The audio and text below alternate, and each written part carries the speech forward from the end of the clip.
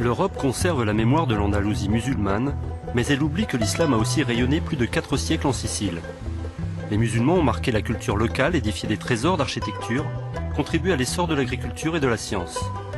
Durant la période médiévale, où les géographes représentaient les pôles nord et sud de façon inversée, le plus célèbre d'entre eux, Al-Idrissi, a réalisé son œuvre majeure en Sicile, un grand planisphère en argent et un livre de commentaires synthétisant le savoir cartographique de l'époque.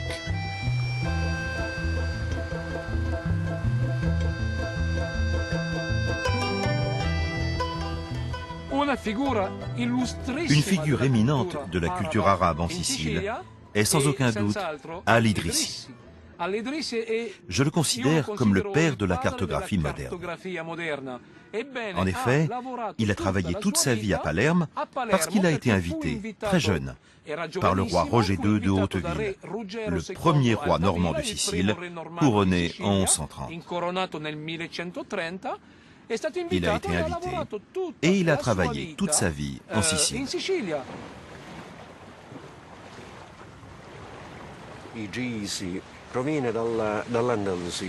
Al-Idrissi est venu d'Andalousie, précisément de Ceuta, mais il vivait en Andalousie. Il arrive vers 1130 et effectue ses recherches durant une vingtaine d'années.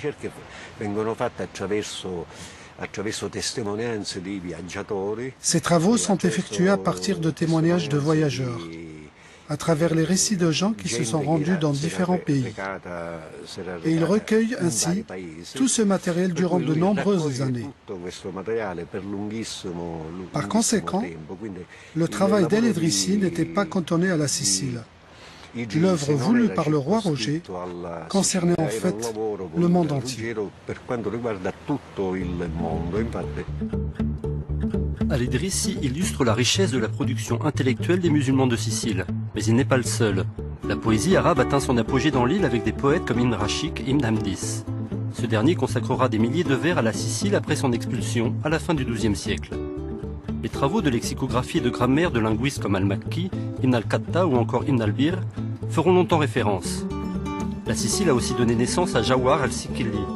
Ce général établira le plus grand empire fatimide et fondera à la fin du Xe siècle, en Égypte, la ville du Caire et l'une des toutes premières universités du monde, Al-Azhar. Les musulmans de Sicile contribueront aussi très largement à la traduction et à la transmission de la culture grecque à l'Occident.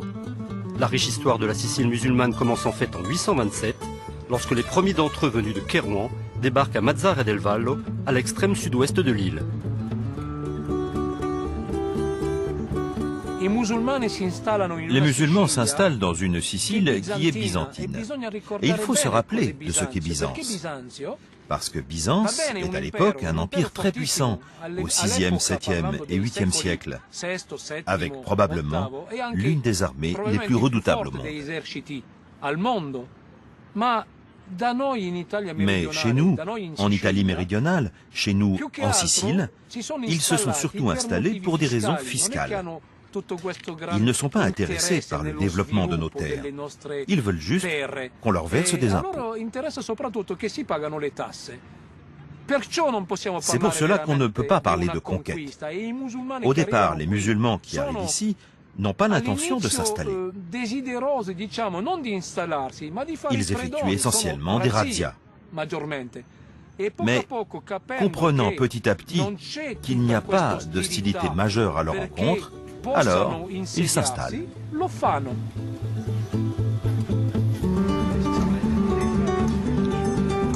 Malgré le ressentiment de la population locale à l'égard des Byzantins, Il faudra 75 ans de durs combats aux musulmans pour devenir maître de la Sicile.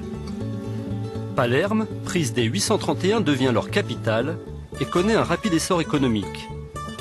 Elle comptera jusqu'à 300 000 habitants et plus de 300 mosquées.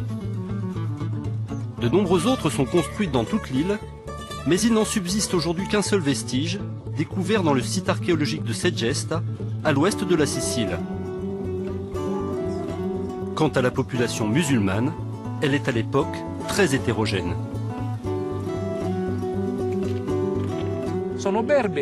Ce sont des Berbères, des Kabyles. Ils viennent d'Al-Andalus, ils viennent du Maroc, d'Algérie, de Tunisie. Nous ne sommes pas en présence d'une ethnie, d'un peuple, mais il y a quelque chose de très important. Une identité collective religieuse. Ils sont unis dans la religion. La Sicile médiévale va s'enrichir de populations musulmanes, chrétiennes et juives venues d'Europe, d'Afrique et d'Asie, qui s'arabisent rapidement. La petite ville de Cefalù au nord de la Sicile témoigne du développement que les échanges interculturels et le commerce avec le bassin méditerranéen vont offrir à la Sicile. Parmi toutes les techniques mises au point par les musulmans, celles qui concernent l'eau sont les plus remarquables. Lavoirs, thermes, canaux, aqueducs et systèmes d'irrigation sont encore visibles de nos jours. En un siècle et demi de domination, les dirigeants musulmans lancent un vaste plan agraire en développant la culture des agrumes et de nombreuses espèces de légumes. La canne à sucre, le papyrus, le coton, le henné et l'indigo y sont aussi cultivés. La Sicile devient un producteur et exportateur de soieries, turbans, robes, voiles, couvertures et de tapis. Les musulmans construisent de nombreux bâtiments, établissent une administration efficace et favorisent un développement équilibré du territoire entre villes et campagnes.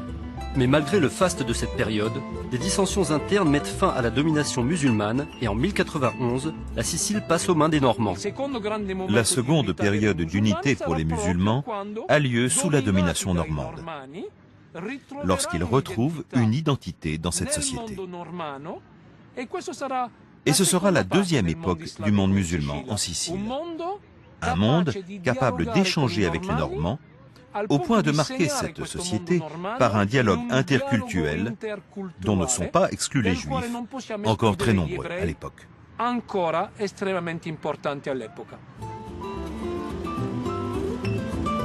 Même sous domination normande, la Sicile continuera de bénéficier du savoir-faire des musulmans. Une tour de guet subsiste aujourd'hui sur le mur de l'ancienne ville de Palerme, au sein de la demeure du comte Federico. Elle témoigne de la maîtrise technique des musulmans de l'époque.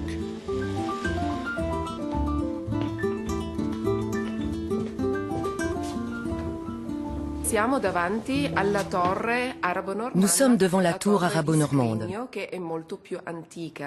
la tour de guet, qui est très ancienne puisqu'elle prend directement appui sur le mur antique de la ville qui est sous nos pieds.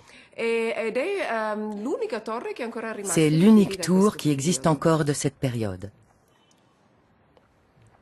La tour a été construite au XIIe siècle. Tout autour de nous était construit le mur de la cité, de cette sorte de péninsule que constitue la ville de Palerme, avec de nombreuses tours de guet. Et c'est donc la seule tour que nous pouvons encore voir aujourd'hui. Nous avons ici un merveilleux exemple architectural de la collaboration entre Arabes et Normands, parce que les Normands, en conquérant la Sicile, ont appris beaucoup de choses des Arabes. Derrière moi, nous avons un système d'aération. Concrètement, il y a des trous dans les murs qui sont ouverts de haut en bas.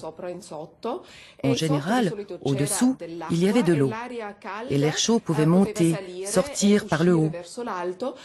On mettait également des étoffes humides dans ces ouvertures et en séchant, ces étoffes faisaient descendre la température. Ce style arabo-normand est sans nul doute un système de collaboration unique au monde.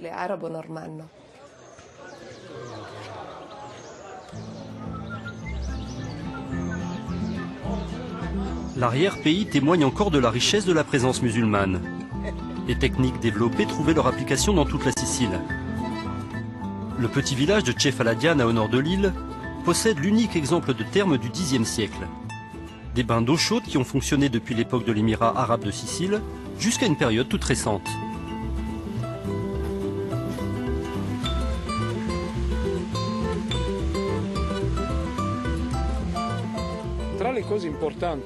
Parmi les choses importantes qui nous ont été transmises par les musulmans en Sicile, il y a les termes. Bien sûr, elles n'ont pas été inventées par les musulmans. C'est un héritage des Romains, qui eux-mêmes l'ont hérité des Grecs. Ce sont les Grecs qui ont inventé le thermalisme, mais les Romains l'ont industrialisé. Et ainsi, tout ce qui a été développé par les Romains a été adopté par les musulmans. Mais les musulmans ont conféré à leurs termes quelque chose de sensationnel, du point de vue esthétique, et même une vision hiérarchique. La vision hiérarchique est celle de l'émir qui bénéficie de la première eau, suivie d'un bain collectif pour tous les autres. Les gens se baignaient dans une eau autour de 35 degrés, donc quelque chose de très agréable. Sans compter que cela faisait aussi fonction de hammam, parce que l'environnement était empli de vapeur. Et dans ces termes de Cefaladiana, on voit clairement des trous dans le plafond qui permettaient à la vapeur d'eau de sortir. Sous domination normande, la population sicilienne est encore constituée de 60% de musulmans. Comme la quasi-totalité de leurs sujets, les rois normands parlent arabe. Grand admirateur de cette culture, Roger II de Sicile était entouré à sa cour de soldats, de poètes et de scientifiques musulmans. Il a employé des architectes arabes à la construction de ses bâtiments, notamment de la chapelle palatine. Et le manteau royal de son couronnement portait une inscription en arabe avec la date de l'hégire. C'est un système excellent, qui a parfaitement fonctionné et qui a garanti à la Sicile plus d'un siècle de stabilité entre les communautés. C'est une période phare. Il y a quelque chose que l'on voit dans tous les palais durant cette période normande. Ce sont des inscriptions en arabe koufique qui parcourent les frises en haut des murs et qui sont des éloges adressés au roi.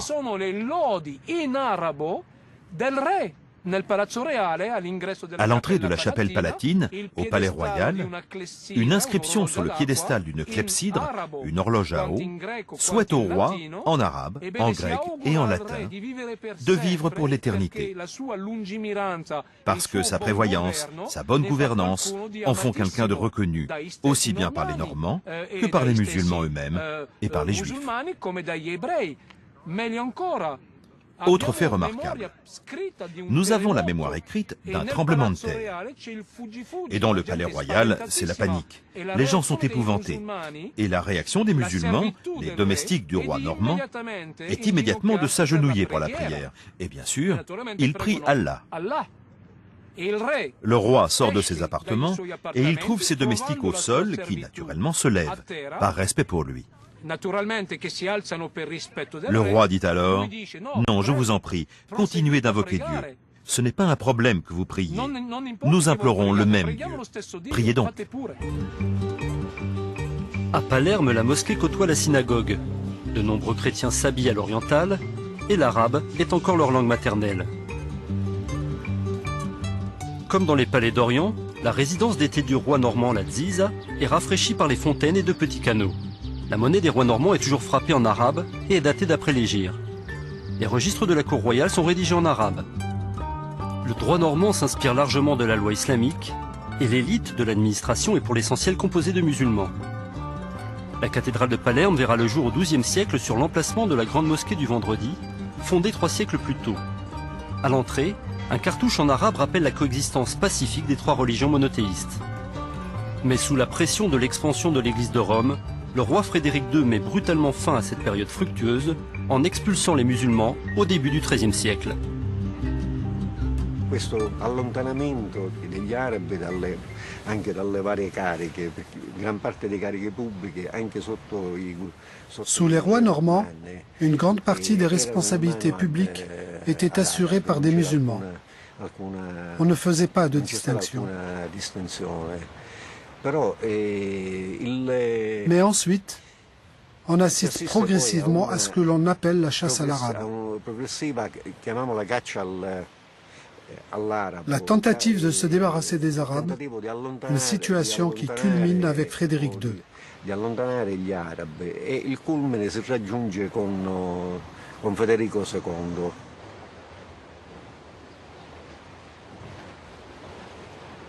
Ci troviamo in un angolo del golfo di Castellammare, golfo di Nous nous trouvons à un angle du golfe de Castellammare.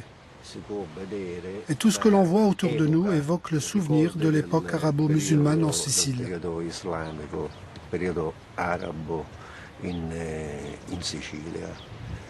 Les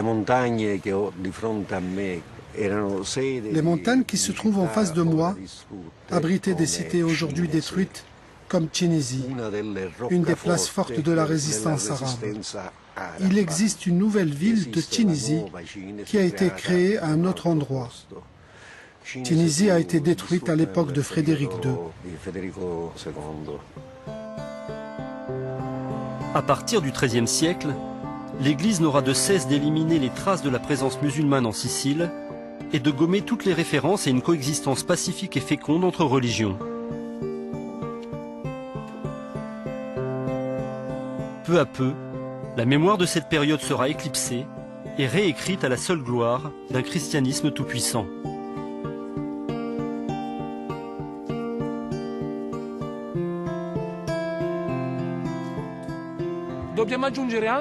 Il faut également ajouter un autre élément culturel que l'on voit souvent à Palerme, le théâtre de marionnettes. Parce que le théâtre de marionnettes n'est rien d'autre que le pendant de ce que les Français appellent la chanson de geste, qui est la chanson de guerre. Génération après génération, nous donnons à voir des chevaliers chrétiens triomphants, loyaux, pleins de morale et d'ardeur sacrée, faisant face à des musulmans qui sont systématiquement vaincus, qui sont toujours montrés comme ils n'ont jamais été en réalité.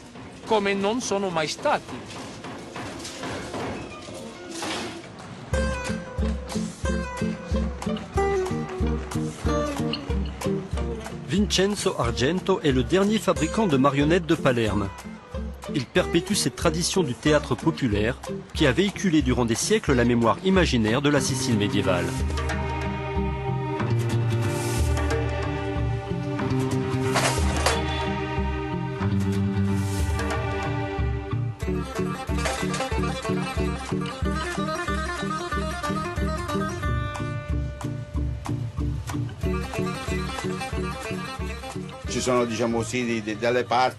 Il y a des scènes très belles qui racontent ces faits où les musulmans prennent une dimension importante dans le théâtre.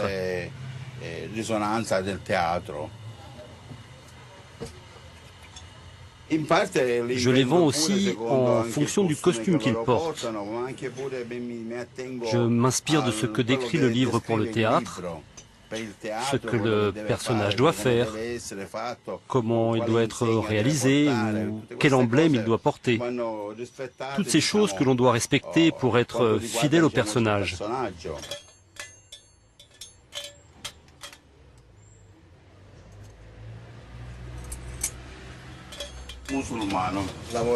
Voilà un musulman.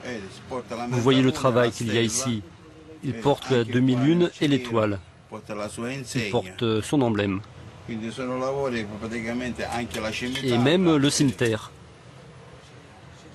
Donc c'est un travail très minutieux sur lequel on passe beaucoup de temps.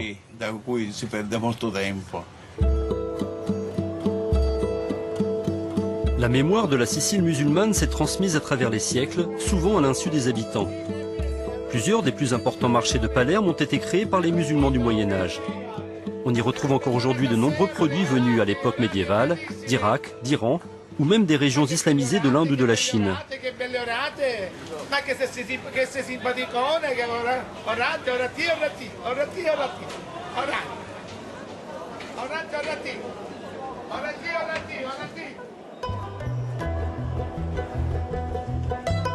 La région de Sicile a décidé d'exhumer et de valoriser son passé islamique.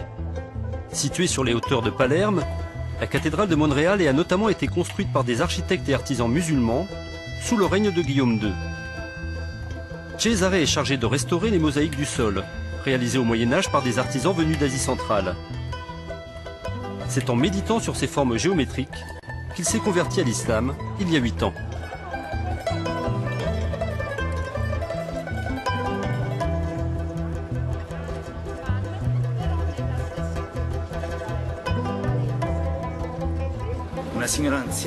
Une personne âgée venue des États-Unis m'a raconté une légende que lui avait rapportée son grand-père et qui concerne ce carré de mosaïque qui se trouve à mes pieds. En effet, la géométrie de ce panneau est un peu anormale au regard des autres figures, parce qu'elle est orientée dans une direction différente de la géométrie des autres modules. Alors, cette femme m'a raconté que l'artisan musulman qui avait réalisé cette décoration avait voulu indiquer ici la direction de la Qibla, c'est-à-dire la direction de la Mecque, la direction vers laquelle se tournent les musulmans pour faire leurs prières. Et donc, j'étais curieux de vérifier cette histoire. Et effectivement, j'ai découvert que c'était la direction parfaite de la Mecque. Et comme vous pouvez le voir, la géométrie ne correspond pas aux diagonales qu'ont toutes les autres étoiles. Elle est légèrement décentrée.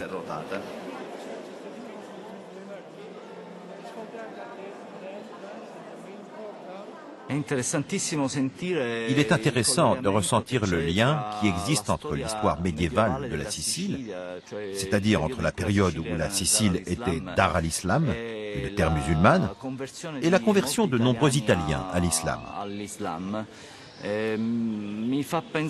Cela me fait penser à un jardin qui est labouré, défriché, dans lequel il ne reste même pas un brin d'herbe. Mais quand il se remet à pleuvoir, même ce qui semblait mort se met à refleurir.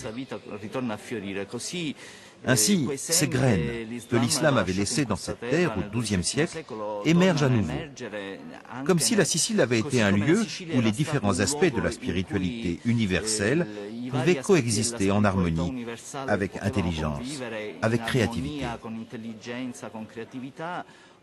Aujourd'hui, ces conditions sont à nouveau créées et les musulmans peuvent professer une foi, une spiritualité qui ne s'oppose pas à celle des autres cultures, mais qui s'harmonise et se complète.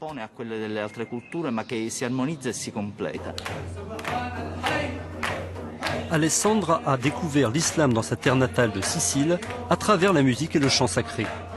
Mais ce qui l'a d'abord frappé, ce sont les influences de l'arabe sur la langue sicilienne et sur les noms de lieux. Linguistiquement, de nombreux mots de la langue sicilienne que l'on appelle le dialecte sont en réalité d'origine arabe. Ce sont les mêmes. Quand une personne se sent très mal ou est très triste ou a de gros problèmes, en sicilien on dit meschino, en arabe on dit mesquine, et ça veut dire exactement la même chose.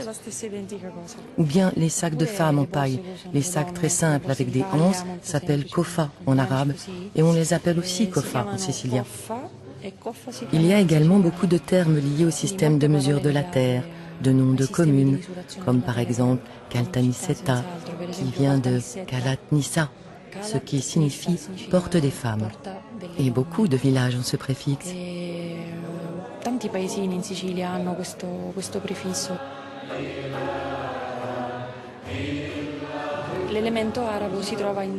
L'élément arabe se retrouve dans de très nombreux aspects.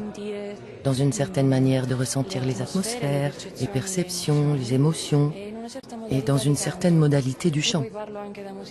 Je parle aussi en tant que musicienne. Par exemple, le chant de tradition orale sicilienne se produit avec la même émission de voix qu'on utilise dans le monde arabe. Donc très guttural et avec une voix de tête.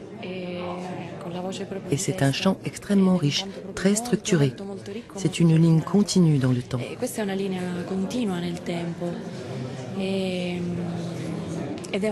C'est un aspect très fort, très beau.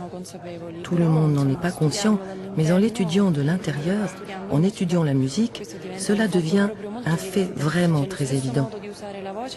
Il y a la même façon d'utiliser la voix, la même façon de porter la mélodie, la même façon de l'enrichir. Cela m'a beaucoup frappé, m'a poussé à étudier en Tunisie et à étudier l'instrument dont vous m'avez vu jouer tout à l'heure. Et cela a été la clé qui m'a permis d'entrer dans l'islam. J'ai commencé à étudier la musique sacrée et c'est ainsi que je suis parvenue à la mystique soufie. Mon entrée dans cette voie est justement due au fait que je suis sicilienne et que j'aime la musique. Je m'intéresse à la lutherie, à la fabrication d'instruments orientaux. Avec un ami musicien, nous avons un projet ambitieux, inspiré par les peintures du plafond de la chapelle palatine, où sont représentés des musiciens du XIe siècle. Faire une reconstruction historique et scientifique de ces instruments et retrouver les sonorités de la musique telles qu'on l'a jouée en Sicile au Xe et au XIe siècle, avec ses influences asiatiques, parvenues jusqu'à nous grâce aux musulmans.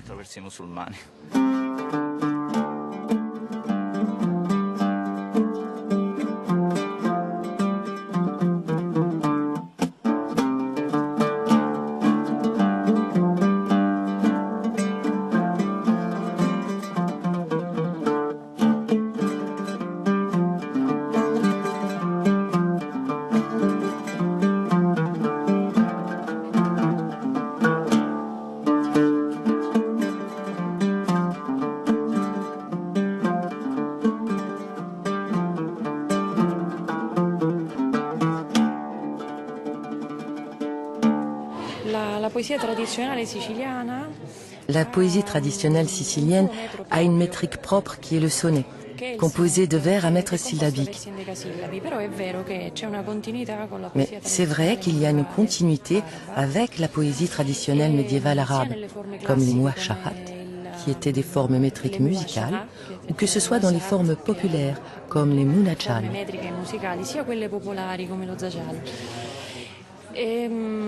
Dans beaucoup de cas, il est resté également des images. Pas seulement la quantité de mètres et les formes poétiques précises, mais il y a eu une véritable transmission d'images. Par exemple, une façon d'indiquer les richesses du cœur dans le monde imaginaire arabe se traduit par l'image du jardin. Cette image du jardin est transmise de manière identique dans la poésie traditionnelle sicilienne.